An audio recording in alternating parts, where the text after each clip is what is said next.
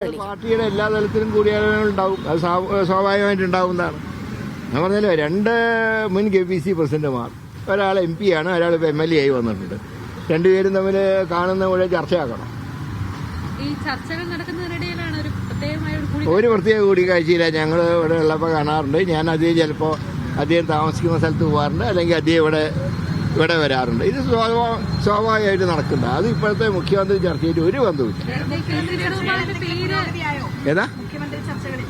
ആ, അതായിട്ടില്ലല്ലോ, തുടങ്ങിയിട്ടില്ലല്ലോ. പിന്നെയല്ലേ പുരോഗതി. ഇപ്പം ജയിച്ച എല്ലാവരും വോട്ടർമാർക്ക് നന്ദി പറയാൻ പോയിരിക്കുക. അവർ വരട്ടെ, വന്നിട്ട് ആലോചിക്കാം. ഏതാ? ഫ്ലക്സ് നോക്കിയിട്ട് പാർട്ടി നേതാവിനെ തീരുമാനിക്കില്ല. അങ്ങനെ ഒരു കീഴടക്കം ഞങ്ങളുടെ പാർട്ടിയില്ല.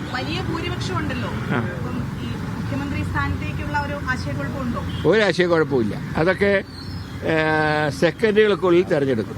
ഒരു പ്രയാസവും ഇല്ല. ഏതാ? കാലതാമസമൊന്നും ഉണ്ടാവില്ല. എന്നാണോ യോഗം ചേരുന്ന അന്ന് പാർട്ടി നേതാവിനെ തെരഞ്ഞെടുത്തിരിക്കും. എന്റെ മനസ്സിലുള്ളത് ഞാൻ പറയേണ്ട സ്ഥലത്ത് പറയും.